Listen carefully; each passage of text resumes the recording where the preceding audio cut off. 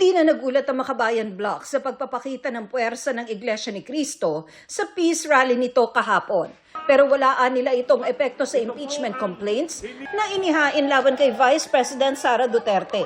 Inendorso ng Makabayan Bloc ang pangalawa sa tatlong reklamo. Kahit pa sabihin mong 1.5 million yan na lumabas, it's not the totality ng Filipino people asking for justice doon sa mga nangyari o naganap na paglustay ng pera ng taong bayan.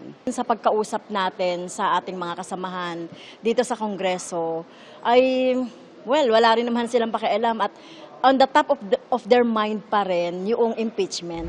Ang mga impeachment complaint na magkakasunod na inihain noong Disyembre, nakabinbin pa rin ngayon sa Office of the Secretary General ng Kamara.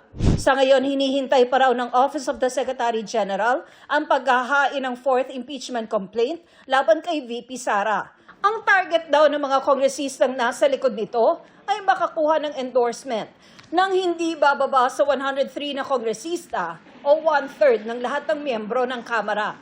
Pero sabi ni House Secretary General Reginald Velasco, matapos daw ang rally ng INC, tila naninimbang ngayon ang ilang mambabatas.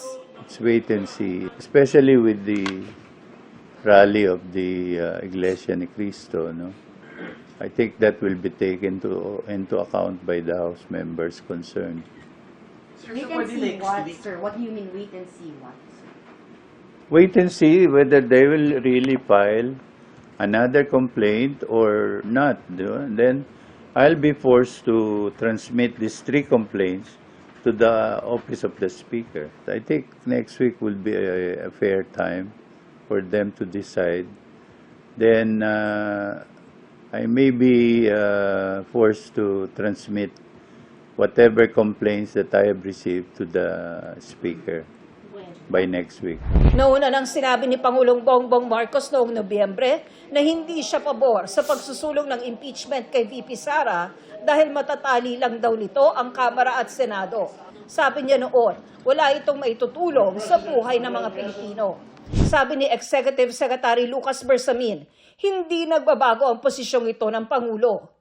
Ayon sa Manila Public Information Office, 1.58 million ang dumaloryan sa Quirino Grandstand, bukod pa sa daan-daang libo sa iba pang panig ng bansa. Dinaluhan din yan ng ilang senador, kabilang na si Senador Bongo. Para sa GMA Integrated News, Tina Panganiban Perez, nakatutok, 24 oras.